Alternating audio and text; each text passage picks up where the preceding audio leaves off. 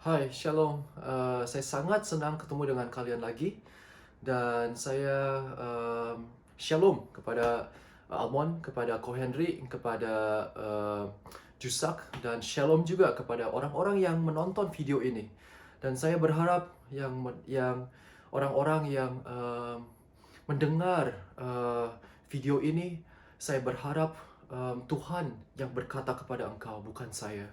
Dan saya berharap juga dengan Tuhan yang berkata kepada kalian, kalian bisa bertumbuh kepada lebih dekat kepada Yesus Kristus lebih lagi dan lebih lagi. Saya mendorong dan saya berharap dan saya berdoa kepada orang-orang supaya mereka lebih dekat kepada Tuhan. Itu saja yang kita mau.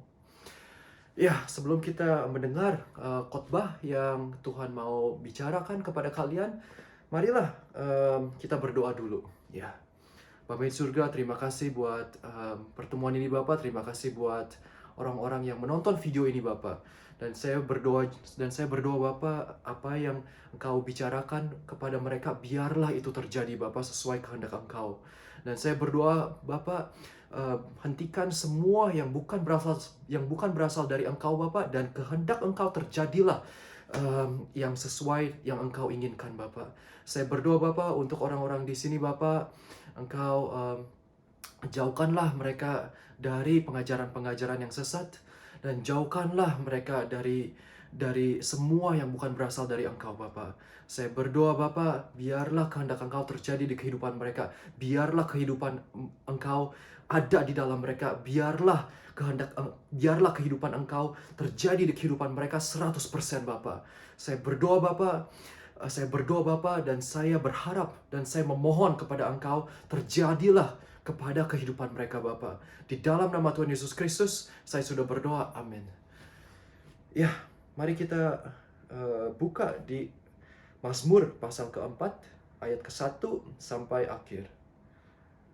Mazmur keempat, ayat ke-1 sampai akhir.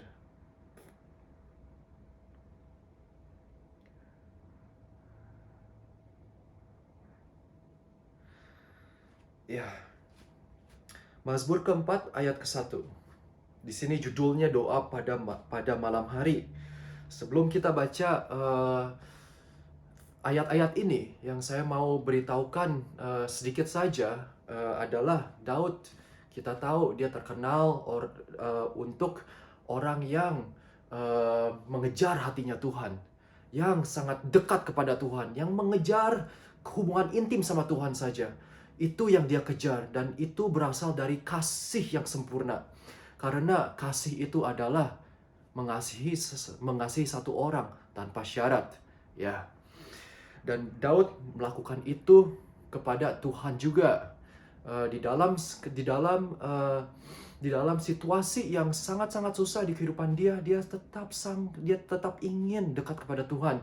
Di situasi yang kaya raya, Daud, dia tetap mau dekat kepada Tuhan. Dia tidak peduli situasi, dia tidak peduli apapun. Yang dia peduli adalah hanya satu: lebih dekat kepada Tuhan, seperti rusa yang menginginkan air. Mari kita baca ayat ke-1. Untuk pemimpin biduan dengan permainan kecapi, Mazmur Daud. Apabila aku berseru, jawablah aku, ya Allah, yang membenarkan aku. Di dalam kesesakan Engkau memberi kelegaan kepadaku. Kasihinilah aku dan dengarkanlah doaku. Hai orang-orang, berapa lama lagi kemuliaanku dinodai? Berapa lama lagi kamu mencintai yang sia-sia dan mencari kebohongan? Selah.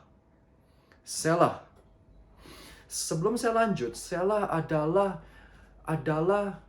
um, adalah perasaan, adalah sesuatu yang terjadi di kehidupan dia yang bisa membuat orang itu lega. Selah. Atau bisa dibilang seperti orang yang menghirup banyak, dan sesudah itu dia keluarkan kelegaan. Ya, Selah adalah kelegaan. Mari kita lanjut di ayat ketiga. Ketahuilah bahwa Tuhan telah memilih baginya seorang yang dikasihinya. Tuhan mendengarkan Apabila aku berseru kepadanya, biarlah kamu marah, tetapi jangan berbuat dosa. Berkata-katalah dalam hatimu di tempat tidurmu, tetapi tetaplah diam. Selah. Ada kedua kali, selah. Kita bisa merasakan Daud di ayat ini. Dia di keadaan yang lagi susah. Dia di keadaan yang lagi yang sangat-sangat mungkin yang orang bisa depresi, yang sangat-sangat sulit di kehidupan dia. Tetapi dia bisa tetap selah. Ya. Dan kedua kali di ayat keempat di sini berkata, selah, kelegaan. Mari kita baca ke ayat kelima. Persembahkanlah korban yang benar dan percayalah kepada Tuhan. Di dalam kesalahan, Daud mengatakan itu. Persembahkanlah korban yang benar dan percayalah dan tetap percayalah kepada Tuhan. Di situasi Anda yang sekarang lagi kesusahan, ikutilah contoh Daud. Itu yang Tuhan mau katakan kepada kita. Berselah, tetap ada selah. Berdoalah kepada Tuhan, dekatlah kepada Tuhan sampai kalian ada selah. Percayalah kepada Tuhan. Di ayat ke-6, banyak orang berkata, siapa yang akan memperlihatkan yang baik kepada kita? Biarlah cahaya wajahmu menyinari kami, ya Tuhan. Saya berdoa, sewaktu kalian berdoa kepada Tuhan, sewaktu kalian bisa merasakan selah, saya berdoa cahaya Tuhan menyinari engkau. Di saat itulah, kalian menjadi manusia yang baru, lebih baru lagi. Ayat ke-7, engkau telah memberikan sukacita kepadaku. Di dalam kesalahan ada sukacita. Lebih banyak daripada mereka ketika mereka kelimpahan gandum dan anggur. Lebih bahagia daripada orang-orang yang memakan anggur, yang meminum anggur, dan memakan gandum. Kita bisa melihat orang-orang di luaran sana. Mereka kalau lagi kesusahan, mereka mencari hal-hal yang di dunia ini untuk menyenangkan mereka. Salah satunya yang kita sudah baca adalah gandum dan anggur, mabuk-mabukan, atau sedikit anggur saja bisa membuat orang itu bisa merasakan kebahagiaan. Atau mereka melakukan hobi mereka, olahraga, lari, main bola, atau mereka tidur, atau mereka melakukan hal-hal yang lain supaya mereka bisa bahagia. Tetapi kita bisa lihat di firman ini, di ayat ke-7, mari kita baca lagi. Engkau telah memberikan sukacita kepadaku. Dia bisa sukacita karena apa? Karena dia berdoa kepada Tuhan. Dan karena dia, sewaktu dia berdoa, ada keselah, ada kelegaan. Dengan itu, ada sukacita. Dan kita lanjut, lebih banyak daripada mereka ketika mereka kelimpahan gandum dan anggur. Percayalah firman Tuhan ini. Ya, dan engkau, sewaktu kalian merasakan itu, sewaktu kalian menerima itu, ke depannya, kalian akan tahu, saya sewaktu ada masalah di depan, saya tetap mau melakukannya. Karena saya bisa merasakan kelegaan itu. Tetapi orang-orang yang belum merasakan itu, percayalah kepada firman Tuhan dan lakukanlah. Ya, karena hanya firman Tuhan yang benar. Ayat ke-8.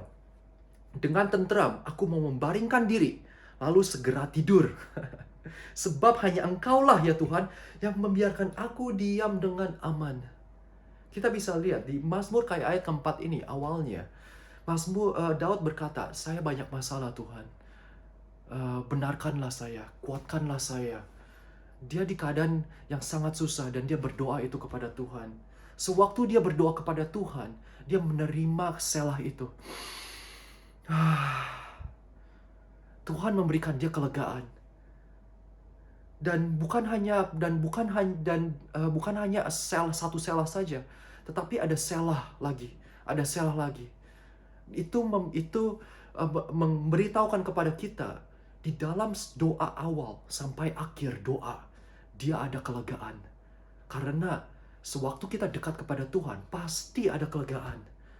Dan di Mazmur keempat ini, Daud menulis, di situasinya, dia ada di atas ranjang dia.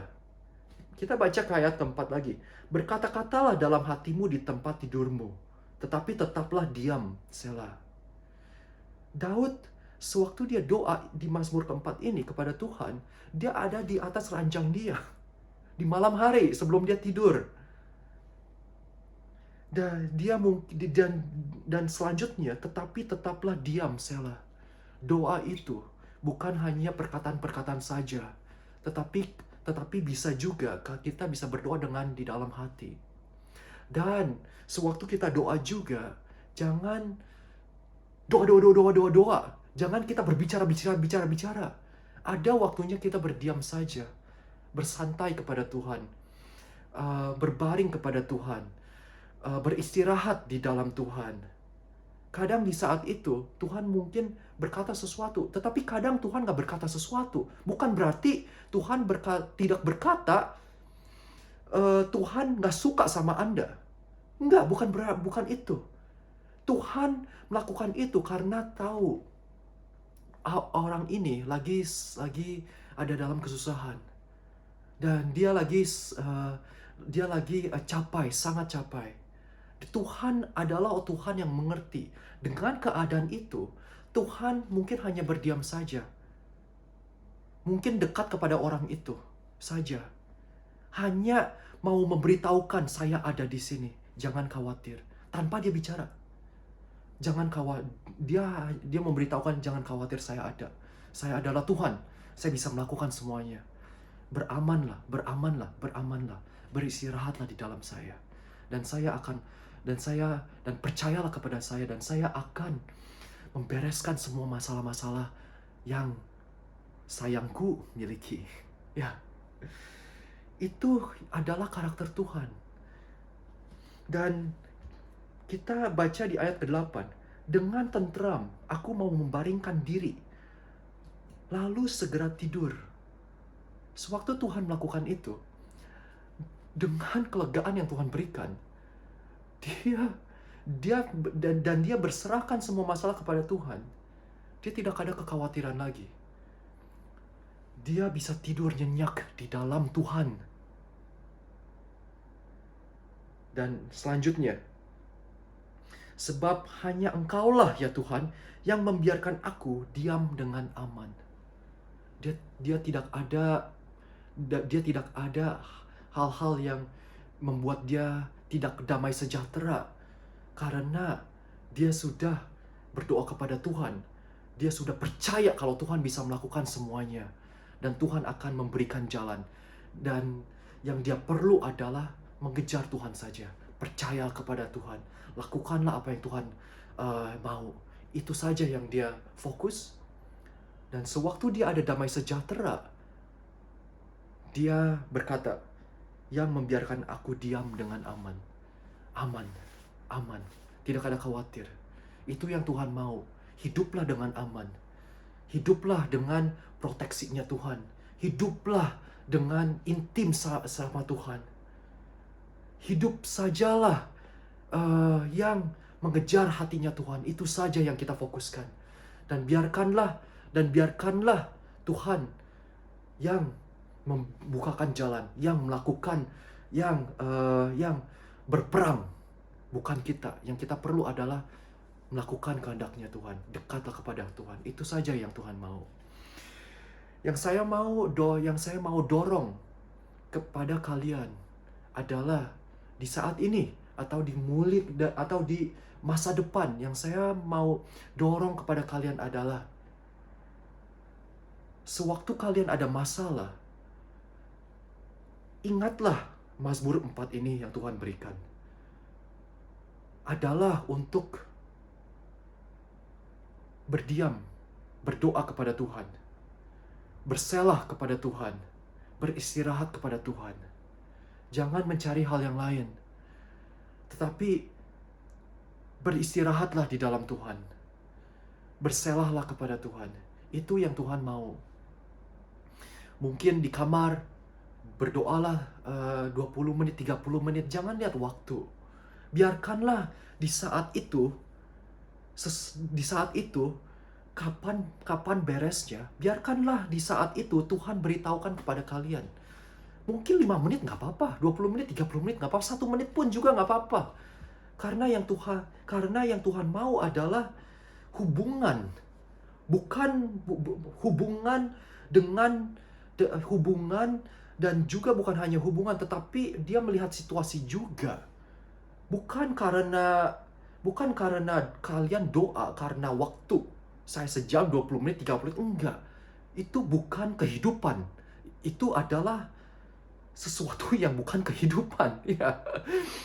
Yang yang Tuhan mau adalah biarkanlah doa itu beres sesuai doa itu, apa yang terjadi di dalam doa itu. Ya. Saya dorong kalian sekarang dan ke depannya, percayalah firman. Sewaktu ada masalah, berdoalah kepada Tuhan, beristirahatlah kepada Tuhan, dan kalian akan menerima selah itu. Dan kalian akan merasakan selah kebenarannya, bukan selah yang berasal dari dunia ini, seperti kayak anggur dan gandum. Mari kita doa. Bapa yang di surga, terima kasih Bapak untuk firman yang sangat ada damai sejahtera ini Bapak. Yang memberitahukan jawabannya sewaktu kita ada masalah. Saya berdoa Bapak kepada orang-orang di sini Bapak. Saya berdoa Bapak, ingatkanlah mereka. Ingatkanlah masa depan, di saat masa depan mereka Bapak. Sewaktu mereka ada masalah, ingatkanlah mereka supaya mereka bisa berdoa kepada Engkau, beristirahat kepada Engkau, mencari jawaban di dalam Engkau. Dan kasihlah selah itu kepada mereka, supaya mereka ada kelegaan itu Bapak. Saya berdoa Bapak, itu terjadilah di kehidupan mereka Bapak. Dan saya berdoa Bapak, sewaktu mereka berdoa Bapak, mereka bisa berdoa kepada Engkau. Saya aman. Dan saya bisa beristirahat di dalam Engkau. Atau bisa bertidur di dalam Engkau juga Bapak. Saya berdoa Bapak, proteksilah mereka Bapak. Pimpinlah mereka Bapak di kehidupan mereka. Terima kasih Bapak. Di dalam nama Tuhan Yesus Kristus, saya sudah berdoa. Amin. Terima kasih semua. Sampai ketemu lagi di waktu-waktu yang akan datang. Dadah.